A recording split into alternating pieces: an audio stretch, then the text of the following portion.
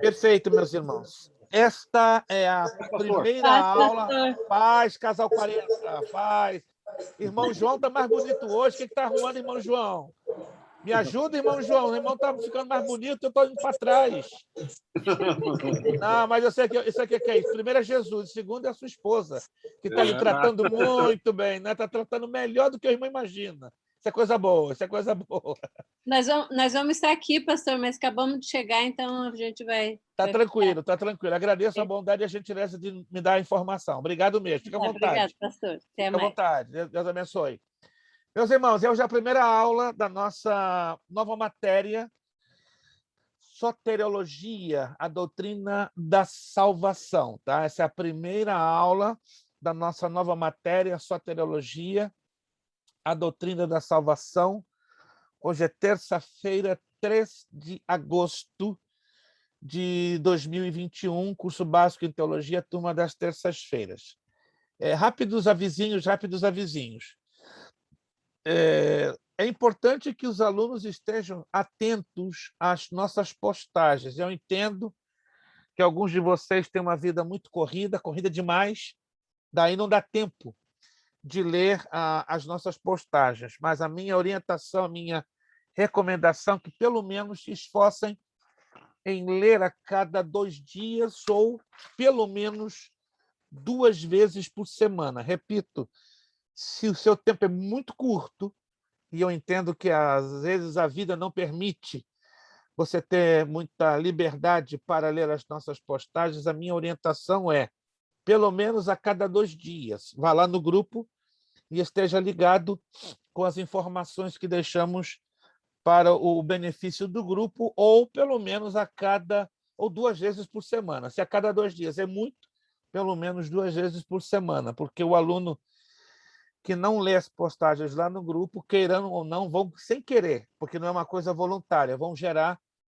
problemas de comunicação, mal-entendidos, e aí ficamos de mãos e pés amarrados, até mesmo para ajudar os alunos em eventuais problemas ou dificuldades. Então, eu conto, por gentileza, que você, pelo menos 2 vezes por semana, pelo menos, leia as postagens lá no grupo, ou a cada 2 dias. Né? Se todo dia é muito, um dia sim, um dia não, um dia sim, um dia não, isso vai ajudar demais na questão do melhoramento da nossa comunicação.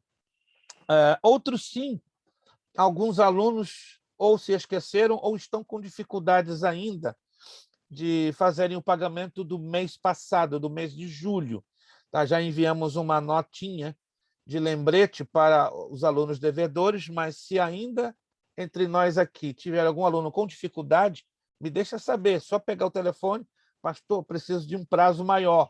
Não tem problema, não tem mistério, é só chamar, entrar em contato, fazer a comunicação e a gente procurará resolver da melhor maneira possível. O mais complicado é quando o aluno não faz o contato, não faz a comunicação. Aí a gente pensa qualquer coisa. Então, eu peço a bondade e a gentileza. Se o aluno está passando por problemas, se esqueceu de pagar, faz contato comigo no privado que a gente não tem problema. A gente está aqui para resolver e ajudar a resolver as questões mais complexas. Né? Outro, sim, agradeço àqueles que já puderam fazer o pagamento de julho e os irmãos já são sabedores que o pagamento de agosto vai até o dia 30 deste presente mês de agosto que estamos começando. Bom, hoje era suposto nós termos 2 novas alunas aqui conosco, pelo menos uma, não é nova, mas está voltando, graças a Deus, né? As circunstâncias, a correria da vida, muitas das vezes não permite alguns alunos começarem e prosseguirem, mas graças a Deus que nossa irmã Michele Carvalho, que está ali na telinha, né, com um sorriso maior do que o meu, né, porque o sorriso dela não cabe dentro do meu, dela é enorme, né, o meu é bem pequenininho, é encolhido, né, mas estamos muito felizes que, graças a Deus, a irmã Michele, graças a Deus, conseguiu as suas condições, né, ela trabalha muito, tem muitas atividades, como a grande maioria dos irmãos, e ela conseguiu, então, retornar a estudar conosco. Ela está ali no estado de Connecticut, nossa irmã Michele, dá um tchauzinho aí para o povo reconhecer a senhora, aí está ali a nossa irmã, né, com esse sorriso que, repito, que não cabe dentro do meu, né? O meu é bem pequenininho, o dela é enorme. Então, estamos felizes pelo regresso da nossa irmã Michele Carvalho, e teríamos hoje uma outra Michele, que é a pastora Michele Daltoé, muito conhecida, né? Aqui em Massachusetts, talvez em Connecticut também, estaria entrando hoje conosco. Quantos de vocês já ouviram falar da pastora Michele Daltoé? Ela estaria hoje iniciando conosco, mas deve ter tido algum imprevisto, alguma situação de última hora, porque estava tudo certinho. Falei com ela ontem à noite, estava animadíssima para estar entrando hoje, mas tudo bem. A gente entende que também a vida proporciona certas correrias. Mas o que nós dizemos à nossa irmã Michele Carvalho, pelo menos das duas Michele, uma entrou, né? Graças a Deus está aqui em nosso Ela é meio. Michele Carvalho também, pastor. Também, rapaz. Ela também, ela é Daltoé Carvalho. Jesus da glória, são irmãs A gente é siamesas. xará. Irmãs siamesas e não me avisaram. Meu santo Deus. O que nós dizemos à nossa irmã Michele Carvalho. Essa não é a Daltoé, não. É a Michele Carvalho. Tem a Daltoé Carvalho. É uma confusão tremenda até no registro dos alunos. Vamos lá. O que nós dizemos para a nossa irmã Michele? Seja bem-vinda em nome do Senhor Jesus e fique até o arrebatamento. Agora Amém. é para ficar até o arrebatamento. Agora está chegando a irmã Michele Daltoé. Pastora Michele, calma. Deixa chegar a pastora Michele Daltoé. Vamos lá. Aí está, aí está. Meu Deus. Pastora Michele Daltoé. Está ajustando. Pai do Senhor. Pai do Senhor. A senhora é imortal, a senhora não morre nunca, nem vai morrer, porque o arrebatamento vai nos levar juntos na presença do Senhor. É com muito prazer que gostaria de apresentar aos irmãos a outra Michele Carvalho, né? Que uma Michele Carvalho acabei de apresentar, né? Só que a Michele Carvalho, lá de Connecticut, e agora a nossa pastora Michele Daltoé Carvalho. Muita coincidência, né? Duas Micheles Carvalho começando conosco. É um prazer muito grande ter a nossa pastora conosco, um privilégio, uma honra, né, para poucos mortais. Queremos, com muita alegria, dar as boas-vindas à pastora Michele Daltoé. Que dizemos à nossa pastora Michele Daltoé? Que dizemos para ela? Seja bem-vindo, em nome de Jesus. E fique conosco até o arrebatamento, né? Porque depois do arrebatamento não tem mais escola teológica, não tem mais seminário, não tem mais nada aqui na Terra, né? Porque tudo vai continuar lá no céu. Muito bem, meus irmãos, uma alegria muito grande estarmos aqui juntos na presença do Senhor. Era suposto termos aqui um número maior de alunos, mas nós entendemos que a correria do dia a dia, às vezes, não proporciona esta facilidade. Eu acabei de enviar aos e-mails de vocês, não sei se alguns de vocês podem conferir agora ou mais tarde, um grupo de slides no formato PDF. Joguei lá no e-mail de vocês, que vão ser os slides que nós vamos usar para o enriquecimento da nossa aula da matéria Soteriologia, a doutrina da salvação. Mas tudo bem, depois vocês confiram com calma. Tá bom, irmã Vanessa, irmão Wellington, irmão Wilson, irmão Gilberto, irmã Priscila, irmã Graciele, irmã Michele Carvalho, pastora Michele, irmã Meire. Depois vocês confiram, irmão Carol, também irmã Tatiana, confiram lá, que eu enviei os slides. Isto lá. Irmã Vanessa está com o dedinho sempre sincronizado no botão, né? Tá. Irmão Wilson fez aqui assim, então a gente vai chegar lá, irmão Wilson. Vamos ter que mandar separadamente, né? Porque alguns alunos recebem no e-mail do grupo e alguns não recebem. Vamos lá, gente. Vamos começar, então. Nossa apostila, ela é pequenininha, mas não se engane. Pastor, que maravilha, ela é pequenininha. Já li ela toda, pastor, já li ela toda. Mas o conteúdo é enorme. Dá para ler muitas vezes. O conteúdo é gordo. Então, eu trabalhei com uma apostila de tamanho bem pequeno, porque o conteúdo é simplesmente muito grande. Ele é muito grande e a gente vai desenvolver com bastante calma. Nessa apostila, nós temos duas novidades. Não sei se vocês observaram. No finalzinho dela, dentro da própria apostila, tem um conjunto pequeno de exercícios, tá? E fora da apostila, que é no outro grupo, nós temos um outro grupo de exercícios. Então, antes da gente começar a aula, preste muita atenção. Como ela é pequenininha e dá para ler toda assim, fácil, toque de caixa, na próxima aula, nós vamos corrigir os exercícios da página 11 e da página 12, está aqui, no conteúdo da apostila, e vamos corrigir os primeiros 16 do questionário. Aí, quando você abre o bloco, tem questão 1 a questão 16. Está dividido em blocos. Bloco 1, bloco 2 e bloco 3. Me acompanha? Se alguém está perdido, ó, vai lá nos bloquinhos e procura lá. Bloco 1. Bloco 1. Aí você vai ver numerado. Questão 1, questão 2, questão 3, até a questão 16. Aí fecha o primeiro bloco. Compreendido? Então, na próxima aula, vamos corrigir os exercícios que estão dentro da apostila, tá? Páginas 11 e 12, e o bloquinho número 1, da número 1 até a 16. É importante que vocês façam esses exercícios, porque isso vai ajudar a vocês reterem bem. Vamos começar, então, a nossa apostila?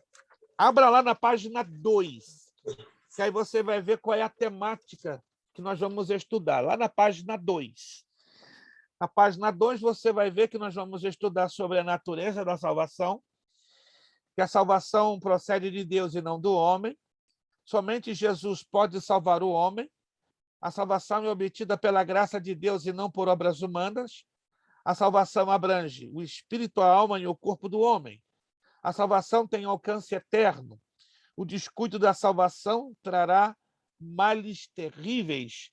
Tá? Nós vamos falar sobre uma questão muito polêmica, que muitos ensinam que a salvação não pode ser perdida. A Bíblia, pelo menos, dentro da nossa humilde visão, nos mostra, não na minha humilde visão, mas na nossa visão, como eu falo, nossa visão dentro daquilo que nós lemos e enxergamos, a Bíblia nos deixa claro que a salvação pode ser perdida. O problema é a interpretação de alguns textos isolados que tem levado alguns teólogos a fazerem afirmações que a Bíblia não fazem, como, por exemplo, que a salvação não pode ser perdida, ou como os presbiterianos, eu falo isso com muito respeito, salvo uma vez, salvo para sempre. Eu tenho amigos pastores presbiterianos que batem muito forte nesta tecla, só que a salvação se perde, irmãos, por uma simples razão. A salvação ela é adquirida através de uma escolha que um dia eu, você, cada um de nós fizemos na direção de Cristo Jesus. Vamos lá. Quantos aqui um dia escolheram pela salvação em Cristo Jesus? Tem alguém que aqui escolheu? Tomou essa decisão? Todos aqui escolheram? Perfeito. Por que eu faço essa pergunta? Os judeus pensam diferente. Eles creem que a salvação é algo hereditário, é algo que se ganha da parte de pai para filho, é como fosse um legado hereditário. Assim creem os judeus. Tá? Eu sou judeu, certo? E eu sei que na cabeça de um judeu ortodoxo, um judeu tradicional, de um judeu religioso, essa ideia é muito forte. Ela é muito forte, acredite. Ela é muito forte, até mesmo na cabeça de um católico romano, de um espírita, de um religioso. Mas nós um dia tivemos uma experiência com Jesus Cristo, uma experiência de transformação de mente, de sentimentos, de coração, de todo o nosso ser. E aí chegamos à conclusão que tivemos essa experiência na base de quê? Uma escolha. Um dia, há 10 anos, há 15 anos, há 20 anos, há quantos anos você teve essa experiência? Nós fizemos uma escolha. Deixa eu perguntar de novo para ter mais certeza. Quantos aqui fizeram um dia uma escolha por Jesus Cristo? Escolha, escolha, escolha. Isso. Todos nós fizemos, então. Então, partindo do princípio que fizemos um dia uma escolha, então quer dizer que a salvação não é algo que se nasce com ela. Não é hereditário. Não se adquire para nunca perder. Vamos partir de um princípio, antes que a gente continue, muito prático. O livre-arbítrio, a livre escolha. Essa palavra não tem na Bíblia. Alguém já encontrou essa palavra, essa expressão na Bíblia? Livre-arbítrio. Alguém encontrou alguma vez? Não? Eu quero acreditar que não. Eu posso estar boiando muito alto ou estar muito desligado, mas ao longo dos mais de 50 anos que Deus me tem permitido ler e estudar a Bíblia, eu não encontrei em nenhum lugar da Bíblia a palavra livre-arbítrio ou livre escolha, mas ela é algo que existe. Ela é algo que faz parte do nosso dia a dia, do meu dia a dia. Querem uma prova bíblica, antes que a gente continue? É só que estou dando uma introdução para abrir o leque na nossa cabeça e no nosso coração. Uma prova bíblica que os presbiterianos ficam assim, ó, meio tortos. Coloquei isso já para o pastor Augusto Nicodemos, tem um grande, enorme respeito à pessoa dele. Quem já ouviu falar do pastor Augusto Nicodemos? Quem já ouviu falar? Já estive com ele 2 vezes. E coloquei com muito respeito. E deu um nó na cabeça dele. Tanto que ele saiu dando um sorrisinho amarelo, começou a sorrir, começou a rir, colocou a mão no meu ombro e saiu fora. Não quis entrar nos detalhes. Aí eu entendi. Esse é o ponto fraco dos presbiterianos. Aí você vai me perguntar, pastor, qual é o ponto fraco? Qual é o ponto fraco dos presbiterianos? É você perguntar a eles o seguinte: qual a razão, qual a função, qual o porquê que Deus colocou a árvore do conhecimento do bem e do mal justo no centro do jardim do Éden? O presbiteriano não responde. Ele sorri, ele ele acha engraçado, ele desconversa e sai fora. Essa é a maior prova do livre-arbítrio. Por quê? Porque Deus deixou bem claro para o homem. O negócio é o seguinte: está vendo isso aqui? O paraíso, os frutos do jardim, são todos de vocês, Adão e Eva. Tudo é de vocês. Mas está vendo aquela árvore lá no meio? Está bem lá no meio? Aquela árvore é minha. O dia que tocardes aquela árvore e comerdes o seu fruto, certamente morrereis. Ouviram bem, Adão e Eva? Ouvimos, Senhor. Então estava claro que aquela árvore no centro do Éden indicava o quê? Uma escolha. E uma escolha para quê? Para a obediência. Você lê na Bíblia em algum momento Adão e Eva questionando a Deus? Por quê, Senhor?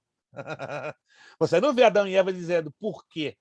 Eles tinham todo um paraíso. Estão me entendendo? Quantos estão me entendendo? Eles tinham tudo nas mãos, eles tinham tudo. E aí Deus só pediu o quê? Uma coisa. E foi exatamente em obedecê-lo, em não tocar aquela árvore e tampouco comer do seu fruto. Então, aquela árvore representa o quê? O sentido de servir a Deus em obediência. Então, existe o livre-arbítrio, existe a livre escolha e, consequentemente, a nossa salvação está dentro da mesma balança de valores. Vamos avançar. Não, essa matéria vai fazer a sua cabeça dar 20 voltas. Olha que negócio tremendo que Deus vai nos ministrar nesta matéria. Vamos estudar que a salvação abrange o espírito, a alma e o corpo do homem. Vamos estudar que a salvação tem alcance eterno. Estaremos estudando que, como já falei, que o descuido da salvação traz males terríveis. A salvação nos vem pela fé em Cristo. Salvação não se adquire baseado em méritos. Eu fiz, deixei de fazer, aconteci. Não tem essa, não. Tem um ditadozinho que eu ouço muito, eu falo com profundo respeito. Gente, não estou aqui exercendo crítica sobre absolutamente ninguém. Mas é muito normal você ouvir de púlpito pastores e pastoras com a melhor das intenções do mundo, mas eles não percebem o que estão dizendo. Meu irmão, você merece. Minha irmã, você merece. Alô? Biblicamente, não existe merecimento para ninguém. Alô? Biblicamente. Quem está me entendendo, gente? Quem está me entendendo? Biblicamente, não existe merecimento para ninguém. Mas é um homem de Deus, ora, jejua, tem uma vida separada, consagrada. Deus opera milagres, sinais e maravilhas. Alô? Milagres, sinais e maravilhas não é na base dos nossos méritos. É na base dos méritos que Cristo Jesus conquistou. Aonde? Aonde? Na cruz do Calvário. Uma vez que ele derramou o seu precioso sangue lá naquela cruz, ele nos garantiu o quê? Ele nos garantiu os dons espirituais. E os dons não são dados por merecimento. É obra de graça. Graça no sentido de que nós não tínhamos capacidade nenhuma, capacidade moral, capacidade espiritual, nenhum tipo de capacidade para fazer justiça aos dons dados da parte de Deus. Para começar, a palavra dom vem de uma palavra grega, charis, presente. Presente. Presente dado sem merecimento. Charis, ou charismata, ou charisma, é a palavra graça. Tá? Charis quer dizer dom. Charisma ou charismata quer dizer graça. Então, a palavra graça no grego quer dizer presente que gera alegria, gozo interior. Quando Jesus Cristo falou com Paulo, a minha graça te basta. Vamos aqui traduzir em miúdos o que Jesus quis dizer para Paulo? O meu presente que te é dado, sem você merecer nada, é para gerar o quê? Alegria, gozo e capacitação sobrenatural para você fazer a minha obra. Uou, que linda é o significado desta palavra, charisma, charismata, presente que Deus nos dá. Eu não mereço esse presente, mas ele dá pelo que Cristo fez na cruz do Calvário. E de quebra esse presente faz o quê? Ele gera alegria, gozo e nos dá o quê? Capacitação para fazer a sua obra. Gente, essa matéria vai dar o que falar, porque ela é muito prática, ela vai falar com a nossa vida diária de salvação. A salvação, como eu já falei, ela vem pela fé em Cristo. Número 8, a Trindade divina coopera com o pecador na sua salvação. Olha os elementos operantes na salvação. Número 1, arrependimento. 2, fé. 3, conversão. 4, justificação. 5, regeneração. 6, adoção. 7, santificação. Meu Deus, que coisa linda! Predestinação. Ei, ai, ai, ai, ai. Alguns dizem, eu estou predestinado. Eu sou um predestinado. Quer saber de uma coisa, biblicamente? Todos nós somos predestinados.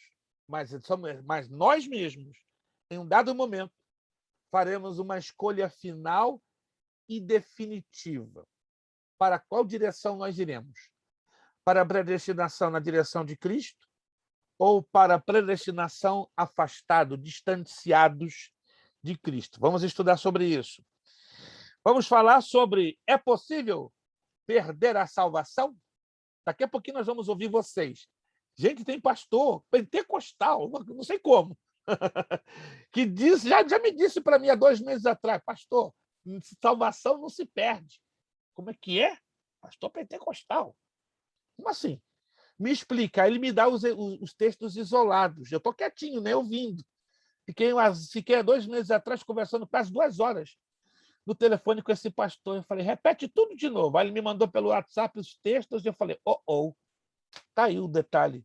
Textos isolados. Um texto isolado... Falta de conhecimento, né, pastor? Repita, por favor, pastor. Houve uma interferência na sua conexão. Eu disse que o povo perece por falta de conhecimento, né? Exato. Mas eu me refiro também que esse conhecimento é algo tão básico que o povo está perecendo por uma falta de um conhecimento básico. Básico até demais, que não poderia acontecer. Tá? Nós vamos, então, aprender à luz da Bíblia que salvação ele é um dom, ele é um presente, mas guarde isso no seu coração. Se perde, se pode perder. E como? Vamos lá. Começando. Introdução, página 3.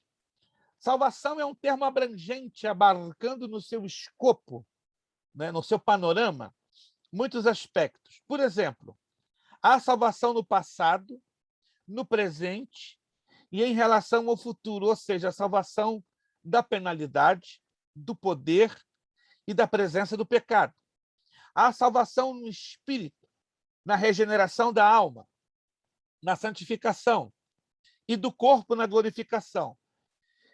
Incluídas nesses diversos aspectos encontram-se as doutrinas que, no seu conjunto, constituem a doutrina da salvação. Daí o nome, soteriologia, doutrina da salvação.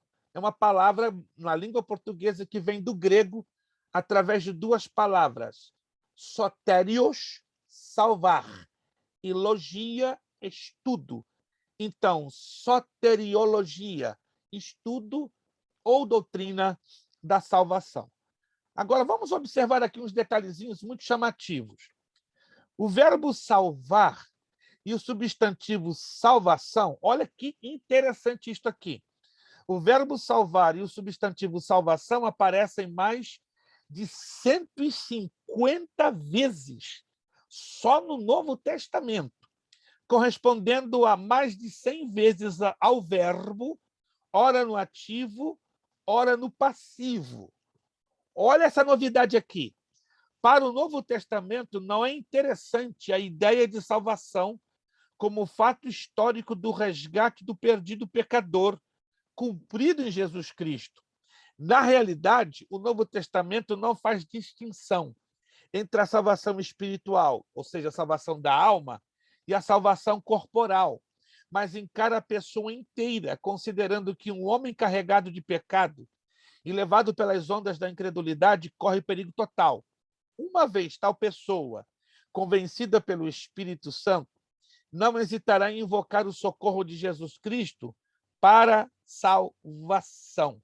Sobre este assunto de singular importância, trata esta lição, trata esta matéria, trata este módulo que estaremos estudando por 5 terças-feiras. Então, vamos resumir em poucas palavras. A salvação ela é integral, ela é completa. Mas na Bíblia há um termo chamado redenção. Alô? Alguém já ouviu falar dessa palavra? Redenção. Quem já ouviu falar da palavra? Redenção. Redenção está dentro do pacote da salvação. Me acompanhe. A salvação é o pacote enorme, inteiro. O final da nossa salvação é que está onde? A redenção. O começo do pacote da salvação, chamado regeneração ou novo nascimento. Mas a última fatia deste pacote, chamado salvação, ele é chamado de redenção e glorificação. Estão conectados. Não haverá jamais glorificação sem antes haver a redenção. A redenção ela está relacionada com a transformação do nosso corpo físico na ocasião do arrebatamento da igreja para os que estão vivos, os justos vivos. E para os justos mortos envolverá o quê? A ressurreição dos seus corpos. Oh, que interessante. Então, guarde isso. A redenção ela é o estágio final da nossa salvação. Já provamos o início do estágio, chamado regeneração. Já provamos o arrependimento. Já provamos o novo nascimento, que é o mesmo que a regeneração. Hoje estamos vivendo o quê? Os outros processos que envolvem conversão, justificação e santificação. Observe, Deus é santo e ele nos chamou para termos uma vida santa. Alguém se lembra, ou alguém já leu, alguém já ouviu falar qual o significado da palavra santo?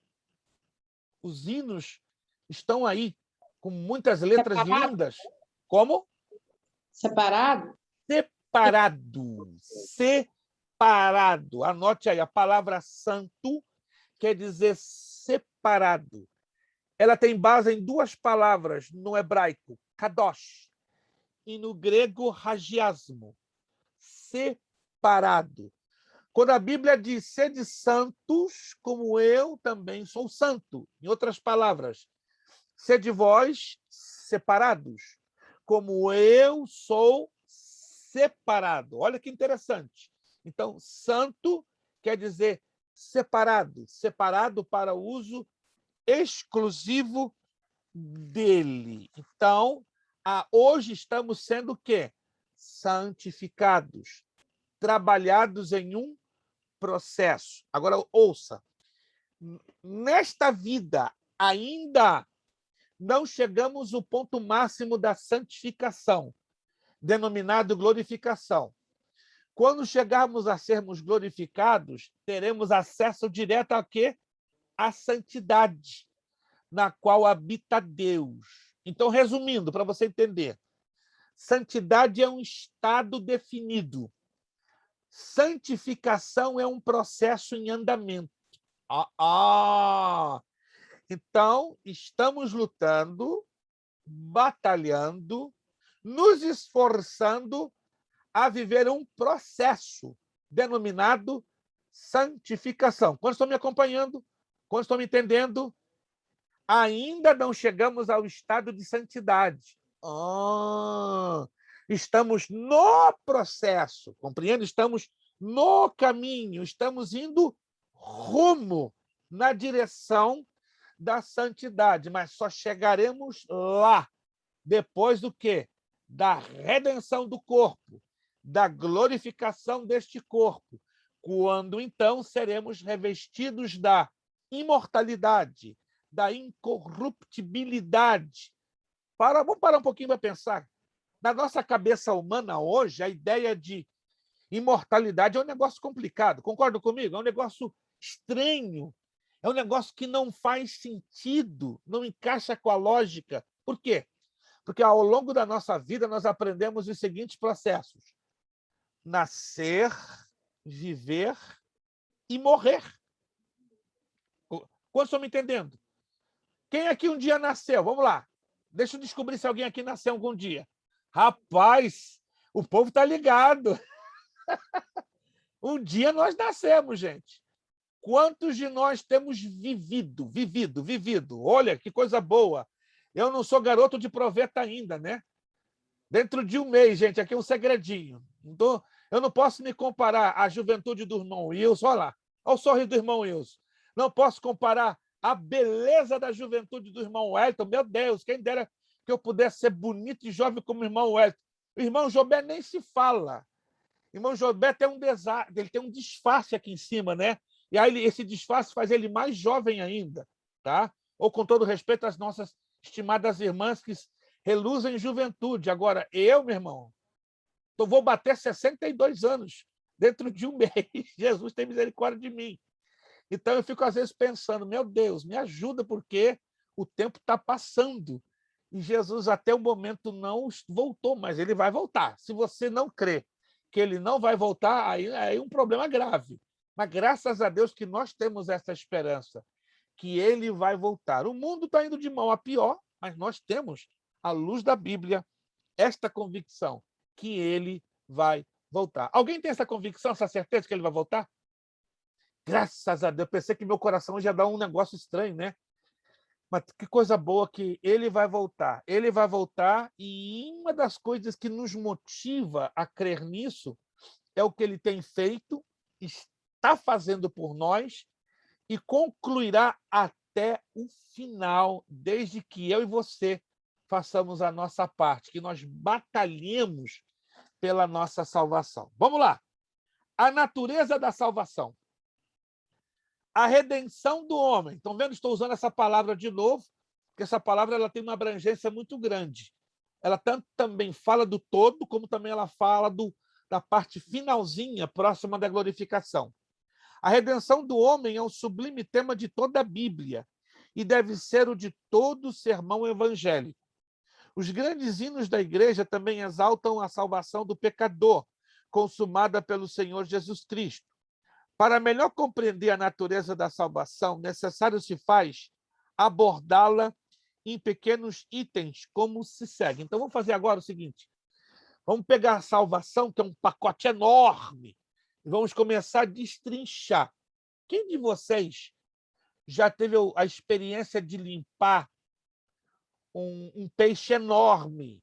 Eu digo aí porque nós temos aqui um pescador de marca maior, irmão Wilson Fernandes. Irmão Wilson é um pescador, já vi ele pescar, não pessoalmente, nas fotos que ele posta no Facebook, é de você ficar com água na boca, uns peixão, olha, misericórdia, é um negócio assim violento. Eu quero acreditar que o irmão Wilson, como talvez o irmão Jobé ou o irmão Wellington ou as irmãs já tiveram a experiência de pescarem um enorme peixe. Uma das coisas que eu vejo muito, não vou dizer difíceis, mas elaborado, é a limpeza de um peixe. Concorda, irmão Wilson? Para se saborear um bom peixe, é necessário não apenas pescá-lo, mas saber como limpá-lo, como destrinchá-lo, para facilitar o seu tempero e, consequentemente, o seu cozimento ou o processo que ele vai passar, ou assado ou frito. Mas o limpar faz parte, tá? É Com aí que exceção- se trai o máximo sabor, pastor. Exato, para tirar o mar. Irmão Wilson está querendo já ponto para começar, não, ele já vai ter. Para tirar o máximo do sabor. Olha, tirou da minha boca o que ia dizer. Mas, irmão Wilson está ligado, ele colocou hoje o disjuntor dele em 440 volts. Parabéns, irmão Wilson. A salvação é parecido. Nós temos que destrinchar a salvação para tirar o máximo do sabor. Por que tem cristãos que não desfrutam da salvação? Porque eles não conhecem a salvação através dos seus detalhes, não destrincham os seus mínimos detalhes, né? Até desconhecem coisas tão básicas que a salvação nos tem proporcionado. Vamos então conhecer essas coisinhas básicas, ou este destrinchar da salvação. Primeiro, a salvação procede de Deus, não é do homem. Lembre-se que Jesus foi o único líder da história que tomou o atrevimento a nível humano, mas ele não foi atrevido. Ele foi direto e teve autoridade e propriedade em dizer: eu sou o caminho, eu sou a verdade, eu sou a vida. Ninguém vem ao Pai senão por mim. Preste atenção.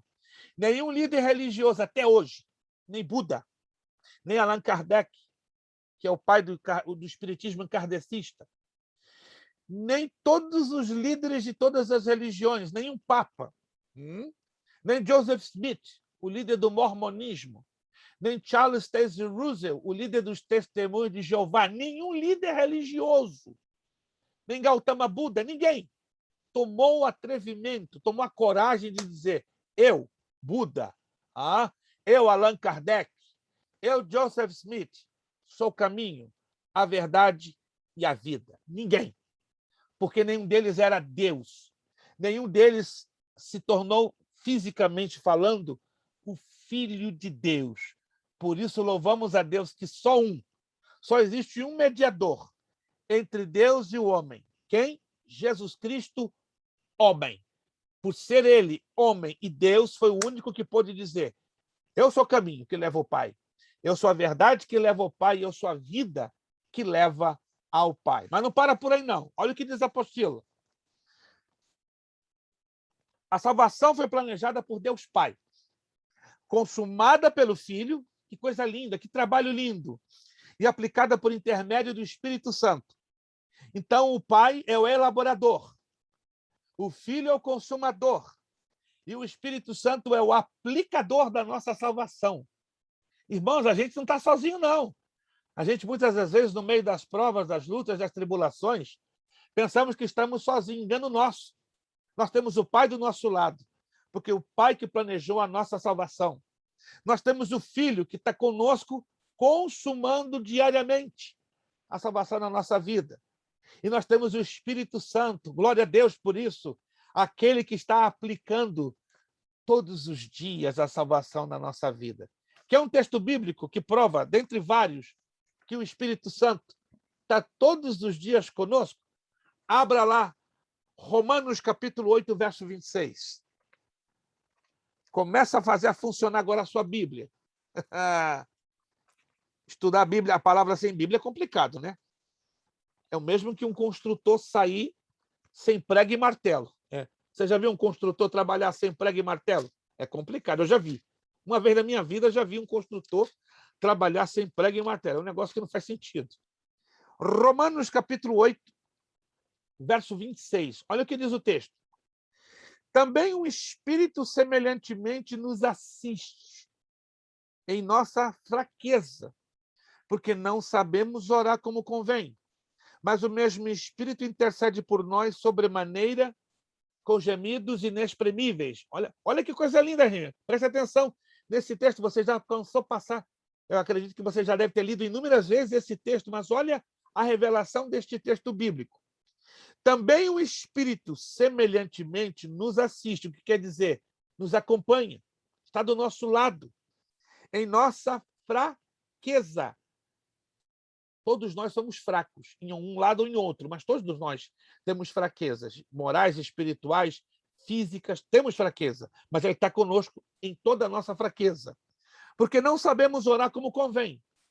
Quem de vocês já teve uma experiência de começar a orar, e daqui a pouco parece uma trava, parece que surge um bloqueio dentro de nós, ou às vezes dá a sensação que ficamos tão vazios,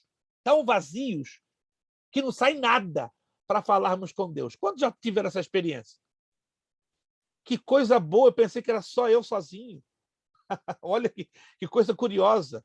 Todos nós, invariavelmente, Parece que a gente entra num círculo, né, pastor? Roda, roda. Exatamente, parece um círculo que não acaba mais. Você está ali orando, Senhor, nosso Deus, nosso Pai, daqui a pouco trava, para tudo, bum! As palavras somem, as palavras somem. Exatamente, as palavras somem de uma forma somem. que você fica Perdido. mudo. Mudo, perdido, vazio e o pior, angustiado. Porque você chegou à conclusão. Eu até aqui cheguei. E daqui para frente, como é que eu vou me mover na presença de Deus? É nesse momento que, com certeza, você já viveu e tem vivido, às vezes, várias e várias vezes, entra o Espírito Santo. E como é que ele trabalha? Olha como ele trabalha. Mas o mesmo Espírito intercede por nós sobremaneira. O que quer dizer a palavra sobremaneira? De maneira excelente, de maneira completa, de maneira maravilhosa, aleluia, de maneira perfeita, de maneira abundante. Ei, eu sou limitado para orar. Você é limitado para orar. Admitamos essa verdade. Somos limitados para orar. Mas quando termina tudo, quando esgota todos os cartuchos, quando a gente fica vazio de maré, o que acontece?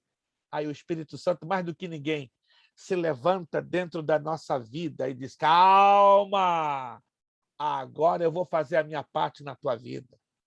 Agora eu vou fazer algo que você não pode sozinho. Agora eu vou interceder por ti. Em ti. Eu já ouvi um pastor falar que o Espírito Santo conserta a nossa oração para levar a Deus. É um pouquinho mais do que ele conserta e amplifica a nossa oração. Ele pega a insignificância da nossa oração, que é falha, fraca, deficiente, e abre um leque enorme e leva na presença do Pai. Anote aí, não é à toa que Jesus disse: eu rogarei ao Pai, o quê? Outro Consolador. Isso quer dizer o quê? Que Jesus é também o nosso Consolador. A palavra Consolador vem de uma palavra do grego, parácleto. Daí vem uma palavra em língua portuguesa, paracleto, que quer dizer advogado, defensor. Mas no grego, parácleto não apenas quer dizer advogado, defensor, mas é aquele que está ombro a ombro. Então, Jesus veio para estar ombro a ombro nosso. Mas Jesus disse lá em João 14, eu rogarei ao Pai, e ele vos enviará outro paracleto, outro consolador. Allos paracleto no grego. O allos quer dizer outro igualzinho a mim. Que privilégio. Jesus foi, mas ele deixou bem claro, não vos deixarei órfãos. Vou mandar alguém igualzinho a mim. Vai ter o mesmo poder, a mesma autoridade, a mesma essência, a mesma glória, e vai morar com vocês. E ele veio. Aleluia, ele veio. Que negócio é esse? Visita, Senhor, a minha vida. Que visitar coisa nenhuma. Era no Antigo Testamento que o Espírito Santo visitava a reis, profetas e sacerdotes, porque o Espírito Santo não havia sido derramado ainda sobre os seres humanos, como foi a partir de Atos 2,16. Gente, vamos mudar nossa oração. Não estamos cantando corinho do Antigo Testamento. Visita a minha vida, visita a tua igreja. Eu não quero saber de visita do Espírito Santo. Este livro diz que eu e o Pai viremos sobre ele e faremos nele o que é morada permanente.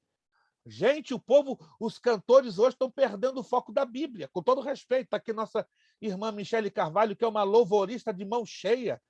E eu acredito que ela tem estado um pouco chocada em ouvir certas letras de hinos que não têm embasamento bíblico. Só tem letra, aliás, só tem melodia, só tem nada contra uma boa melodia, nada contra a uma linda letra, mas tem que ter uma letra com encaixe bíblico, gente. Gente, o Espírito Santo vive, não tem essa de visita hoje, mas não. Ele veio para fazer morada. Aí, tem alguém aqui que o Espírito Santo está vivendo, está morando? Tem alguém aqui? Tem alguém aqui que tem o Espírito Santo como o principal inquilino da sua casa? Aleluia! Desculpa, irmãos, eu não consigo segurar. Quando eu falo do Espírito Santo, não tem jeito. Eu estou falando do hóspede mais importante da minha vida.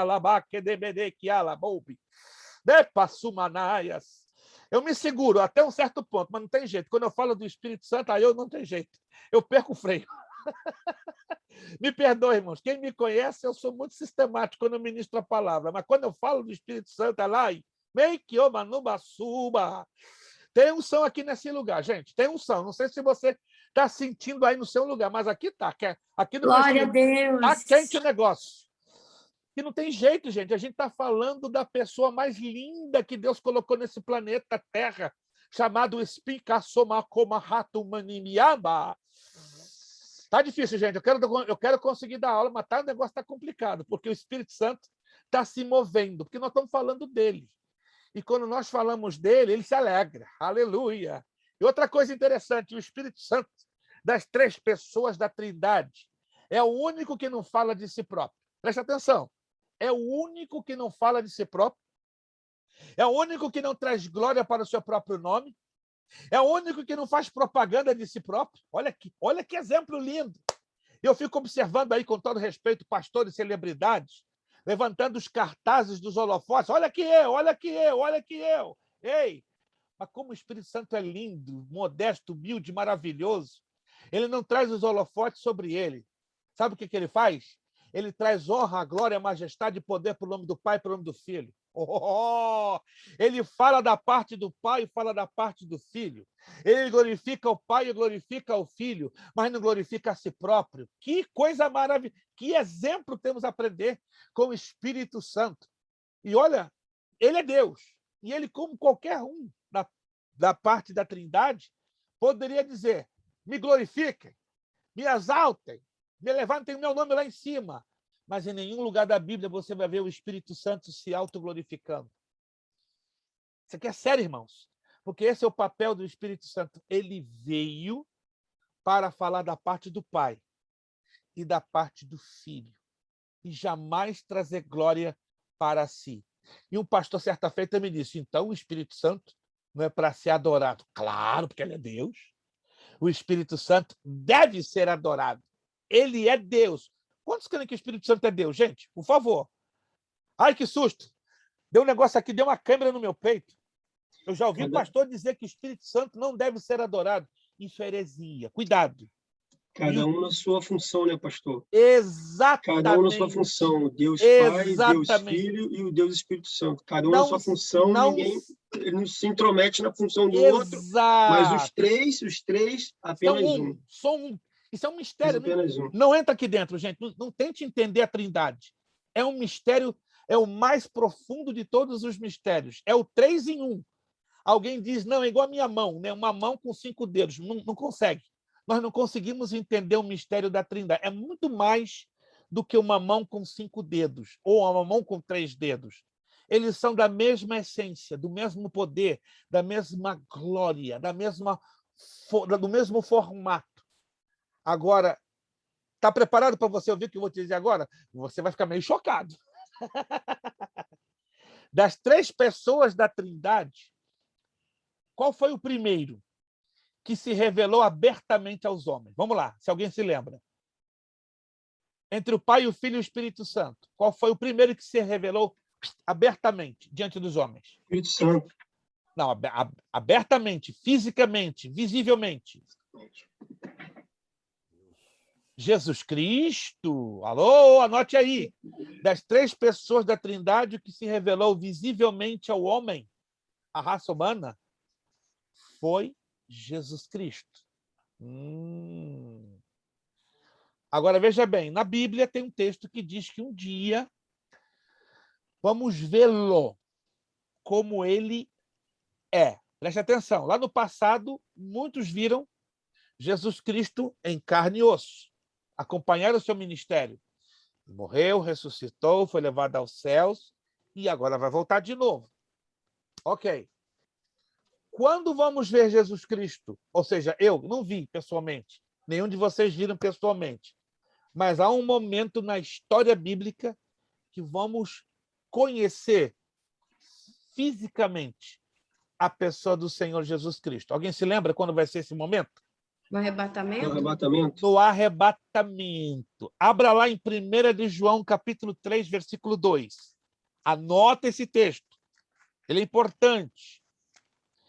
Primeira carta de João, capítulo 3, versículo 2. Esse texto nos ensina o momento que nós vamos conhecer Jesus.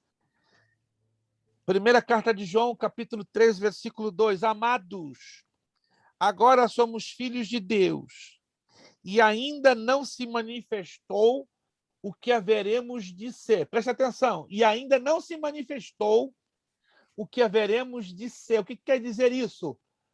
Não recebemos a redenção final do nosso corpo. Não fomos ainda glorificados. Isso quer dizer nós não se manifestou em nós o que haveremos de ser. Agora, olha o que diz o restante do texto. Sabemos que quando ele se manifestar, ele quem? Jesus. Seremos semelhantes. Não é igual, não. Anote isso aqui. Semelhantes. Teremos o corpo semelhante ao de Jesus. Porque haveremos de vê-lo como ele é. Então, vamos lá. Lá no Evangelho de João, capítulo 14, olha o que Filipe pergunta a Jesus. Senhor, mostra-nos o Pai. Alô? Senhor, mostra-nos o Pai. Aí que Jesus responde, Filipe, quem vê a mim, vê ao Pai. Só que no grego mostra diferente. Quem vê a mim, Filipe, vê o reflexo do Pai. Almeida coloca, quem vê a mim, vê o Pai. Mas o grego koiné diz, quem olha para mim, vê o reflexo do Pai. Ou seja, Jesus e o Pai são diferentes. Jesus quis dizer que eu aqui na Terra sou o reflexo da imagem do Pai. Mas eu não sou o Pai. Quando estão me entendendo? Quando estão me acompanhando? É esse sentido que Jesus quis dizer. Quem vê a mim, vê ao Pai. Seria algo mais ou menos parecido, mais ou menos, não é igual. Quem vê o meu filho Israel Levi, quem conhece o nosso filho Israel Levi, vê um pouco da minha imagem. Quem conhece o meu filho, se lembra da expressão do rosto do meu filho, lembra um pouco a minha imagem. Mas não é Israel Levi, não é Luiz Prestes. Israel Levi é meu filho, mas não é a mesma pessoa, Luiz Prestes, entendeu? Como Deus Pai não é a mesma pessoa que Deus Filho. Agora, preste atenção. A Bíblia nos diz que um dia, olha essa, está sentado? Eu creio que sim. Nós vamos ver o rosto do Pai. Quem sabia disto? Que um dia, segundo a Bíblia, nós vamos ver o rosto do Papai Celestial. Vamos lá, quem sabia disso? Olha as mãozinhas fazendo assim, ó. Tipo leque. Vamos lá em Apocalipse, capítulo 22. Não fica chocado, não. É Bíblia. Meu povo, às vezes, perece por falta de conhecimento básico. Apocalipse, capítulo 22. Vamos lá. Você vai anotar comigo e prestar bastante atenção nesse texto. Apocalipse, capítulo 22. Versículo 1. Então me mostrou o rio da água da vida, brilhante como cristal, que sai do trono de Deus e do Cordeiro. Preste bastante atenção aqui. Vou repetir um versículo. Apocalipse 22, 1. Então me mostrou o rio da água da vida, brilhante como cristal, que sai da onde? Do trono de Deus e do Cordeiro. No Novo Testamento, quando você vê, escute essa, a palavra Deus, você tem que procurar entender e interpretar a quem está se referindo. Se é Deus como parte da divindade ou Deus como o Pai, membro da Trindade. Segura esse versículo aí, não fecha não. Apocalipse 22, primeiro. Segura aí, vamos lá rapidinho agora em Filipenses capítulo 2. Vou te mostrar a diferença. Isso aqui é interessantíssimo. E olha que pastores leem, obreiros leem, diáconos leem, missionários leem, e parece que não entra, ou pelo menos não percebem que há uma diferença. Filipenses capítulo 2, versículo 6. Me acompanha, por favor. Filipenses 2, 6. Mas não fecha Apocalipse, não. Tenta segurar Apocalipse lá, por favor. Filipenses 2, 6. Pois subsistindo em forma de Deus,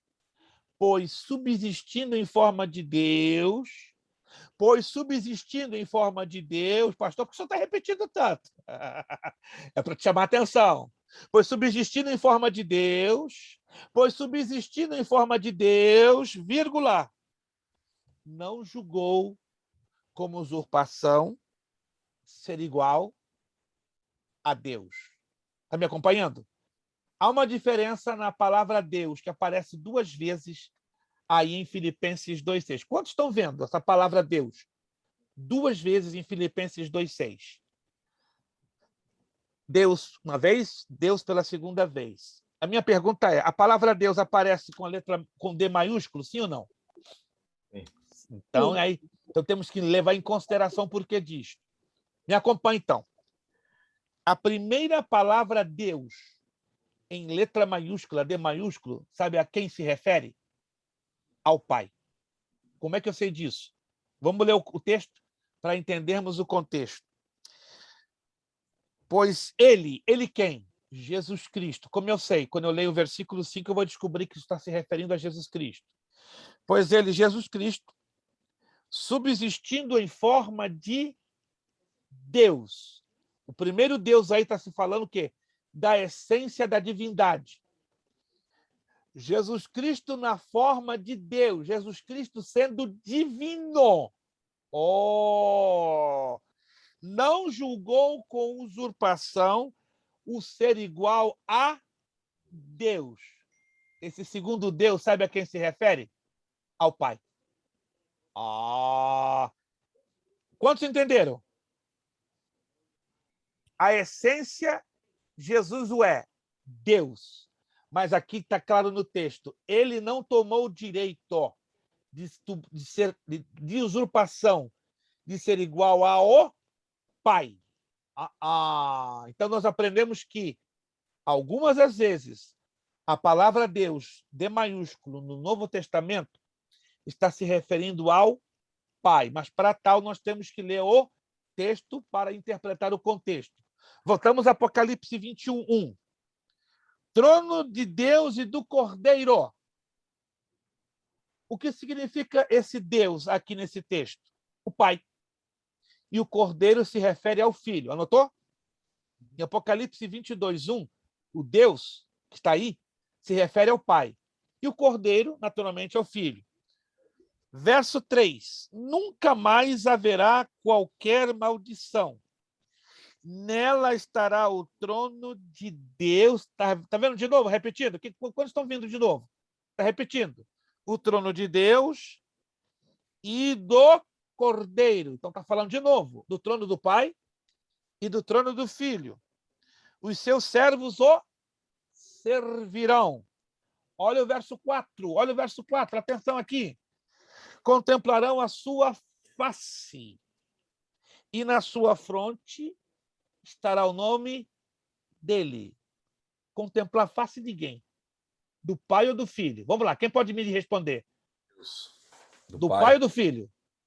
Pai. Pai, porque o Filho já o veremos no dia do arrebatamento. Quantos entenderam, gente? Quantos entenderam? Isso aqui é importante. Segundo, 1 de João 3,2 fala que nós vamos ver o Filho no dia do arrebatamento. Mas o rosto do Pai só vamos ver lá no Novo Céus e Nova Terra, na Nova Jerusalém. Uau! Calma, gente, falta pouco. Depois do arrebatamento, conta direitinho, 1.007 anos. Como é que é? 1.007 anos. 7 anos da tribulação, que eu e você não vamos estar aqui na Terra. Glória a Deus por isso, não é? Glória a Deus por isso. Não vamos estar na tribulação, aí vai entrar 1.000 anos, que é o governo de Jesus Cristo na Terra. E depois dos 1.000 anos, assim, ó, o juízo final, aí entra novos céus e nova terra. Aí nós vamos ver o rosto do Pai. E o Espírito Santo, como é que vai ser? Aí é mistério. Porque a Bíblia não nos revela sobre vermos a identidade do Espírito Santo. Mas do Filho e do Pai já está garantido. Compreendido aí? Compreendido? Isso aqui é importante para nós entendermos o escopo, o panorama do plano da salvação. Então, nós sabemos que o Pai, o Filho e o Espírito Santo, eles trabalham com a nossa salvação. Desta forma, preste atenção aqui, estamos aqui no ponto 1. A apostila é pequenininha, mas o conteúdo, ó, é igual a massa de pão. Você bate, bate, bate, fermenta e cresce. O homem não teve participação alguma na elaboração e execução do plano divino da salvação. O que lhe compete é aceitar pela fé. E esse é dom gratuito de Deus, é presente. Deus dá a salvação como presente baseado naquilo que cremos pelo que Cristo fez na cruz do Calvário. Não por obras de justiça que houvéssemos feito, diz a epístola de Paulo a Tito, mas pela salvação, pela sua morte, obtivemos entrada na sua presença. Número 2, está lá na apostila. Somente Jesus pode salvar o homem. Alô? Se alguém tem dúvida, eu bato nessa tecla agora. Somente Jesus pode salvar o homem. O apóstolo Pedro, pela unção do Espírito Santo, declarou diante do sinédrio judaico que somente Cristo pode salvar o pecador. Jesus mesmo definiu, aqui faltou o mesmo, né? Eu estava digitando rápido e faltou o MO. Jesus mesmo definiu a sua missão neste mundo com as seguintes palavras: porque o Filho do Homem veio buscar e salvar o que se havia perdido.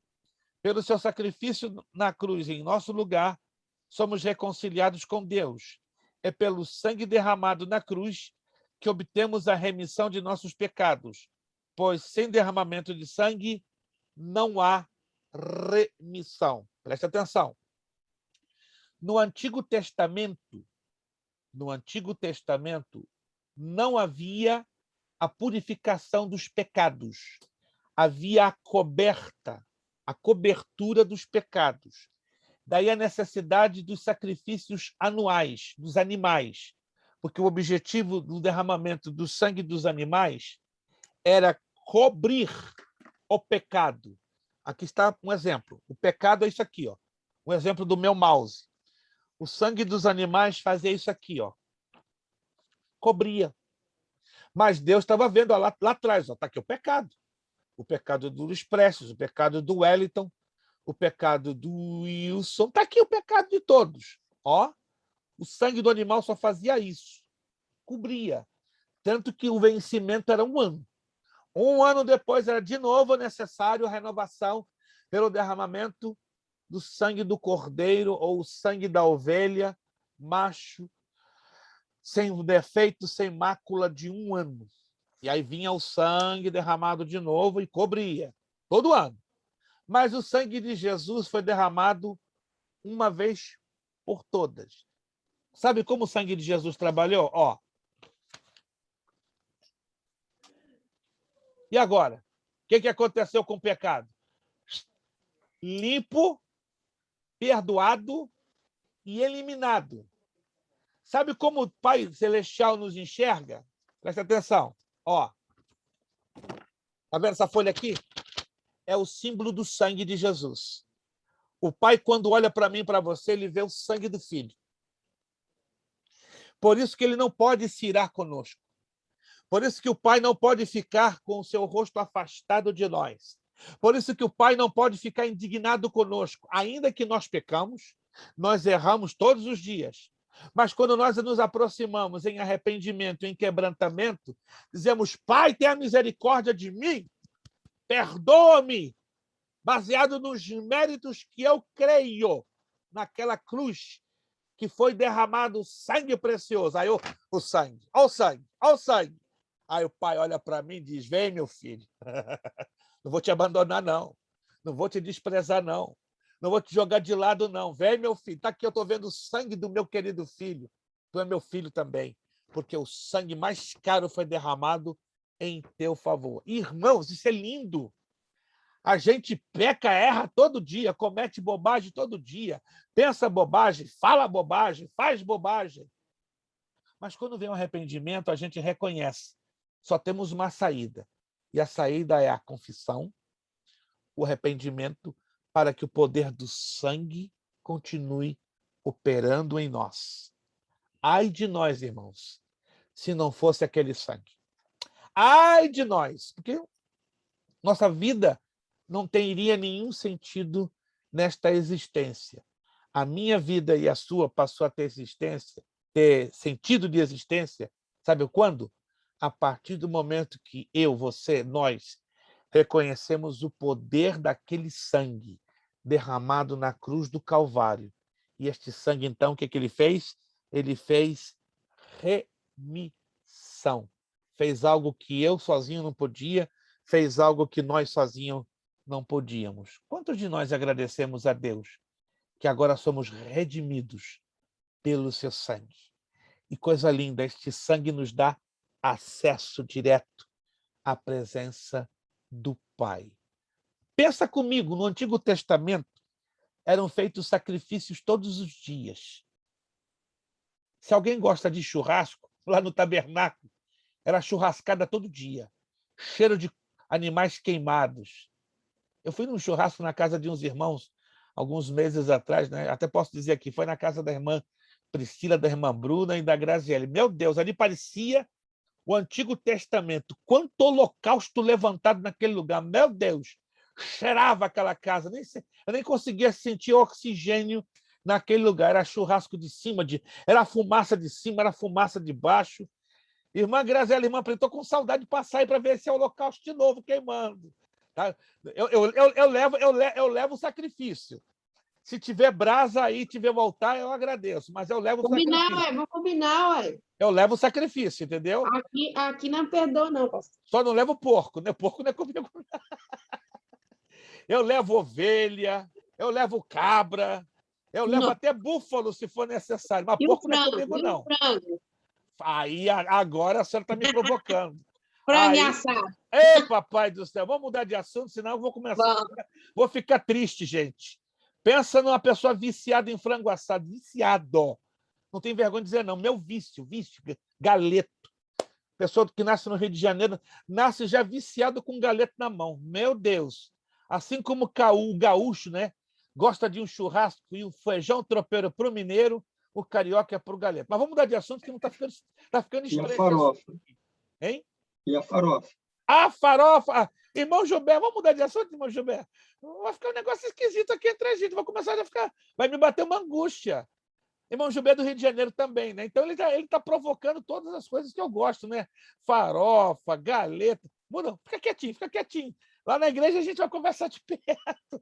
Até vou convidar o irmão e a sua esposa, né, para vocês comerem aqui uma farofa e um galeto da minha casa, que o irmão vai chegar. Agora, se vai conseguir sair da minha casa, é outra situação. Opa, Pede, traz alguém que possa ajudar o irmão a dirigir de volta para sua casa, né? Porque eu acho...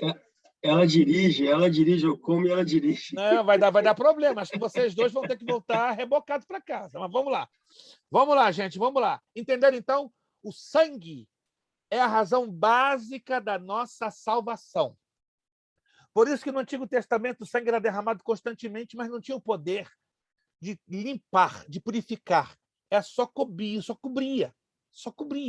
Mas o sangue de Jesus veio para limpar. os nossos pecados passados, presentes e futuros. Número 3. A salvação é obtida pela graça de Deus e não por obras humanas.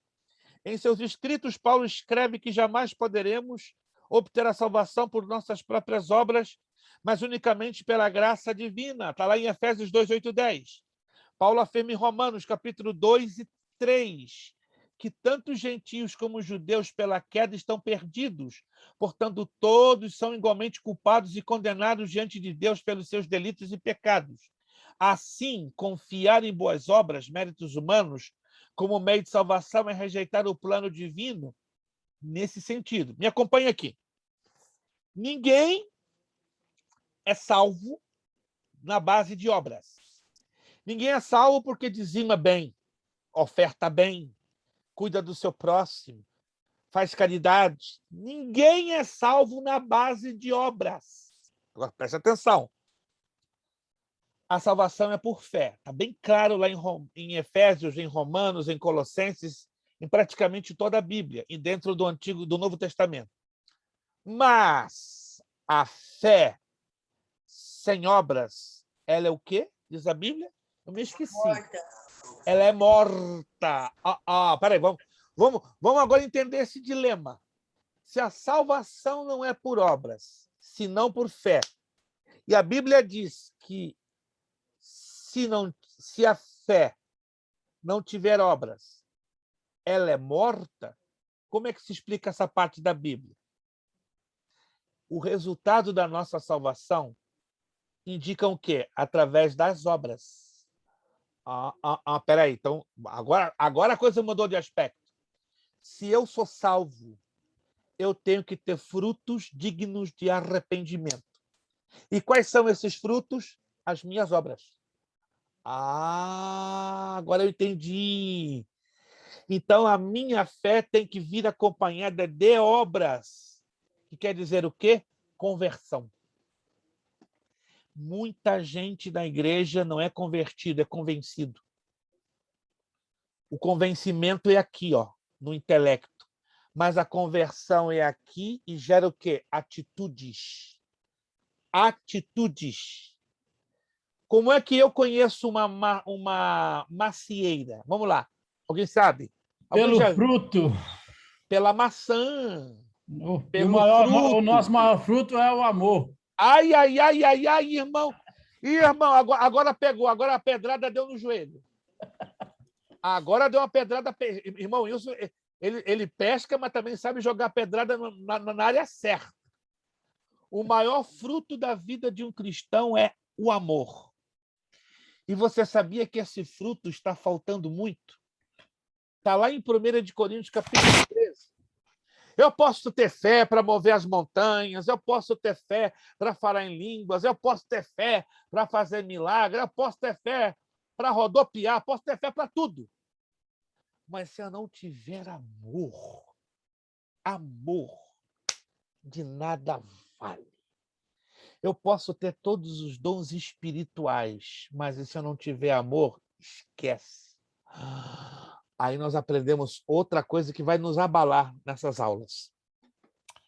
Salvação está ligado a caráter. E caráter está ligado à maturidade.